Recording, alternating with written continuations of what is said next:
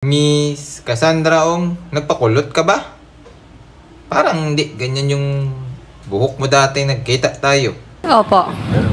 Nakaka-apekto kaya yan sa pag-iisip natin? You know, concern lang kami baka ma-emergency ka na naman.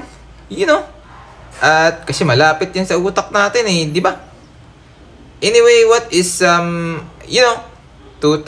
plus 17? 2016?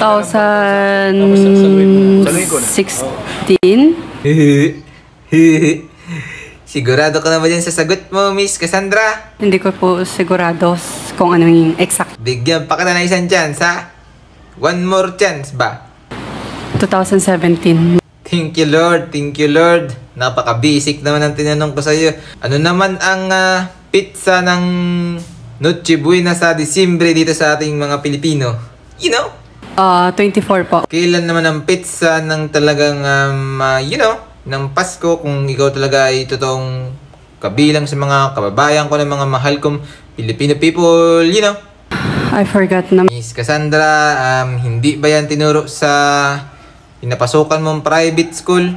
You know? Public school po siya. Oh my God, sure ba? O nga pala, nakita kita sa may motel doon sa may Katbalogan. Nagagawi ka pa ba doon? It's parang ilang beses lang po ako pumasok. Business mo ba yan? At interesado kasi ako at baka pwede mag-franchise. You know? Makatulong mo lang sa mga...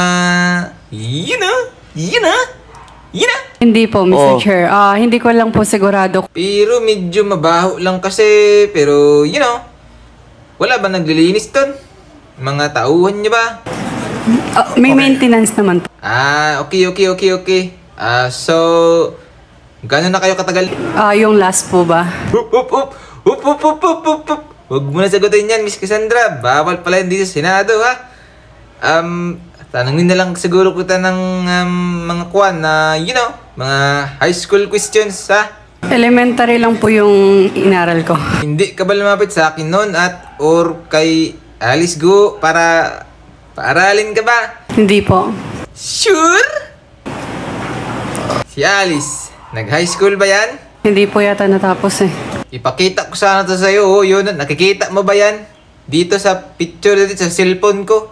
Kasi parang ikaw yung nasa likod ng mga preso dyan. Hindi ba ikaw yan, Miss Cassandra Ong? Nakapasok ka na ba sa kulungan na Miss Cassandra Ong? Dahil hindi mo gugustuhin dyan, kahit tanungin mo pa si paring Robin ko dyan. Masama dyan, you know. Parang pumunta lang ako ng ilang beses. Anong meron dyan? At siguro lalabas na yung boyfriend mo dyan. No? Nakulong siguro yung boyfriend mo or ex-convict yan boyfriend mo ba? No?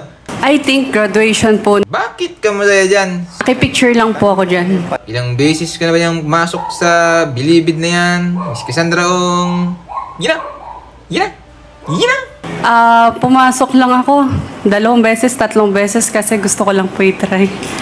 Yun lang ang katanungan ko sa'yo, Miss Cassandra Ong. At don't worry, baka sumunod ko na dyan sa bilibid na yan. Manirahan ka na dyan. Total, dyan ka naman masaya. Yun na.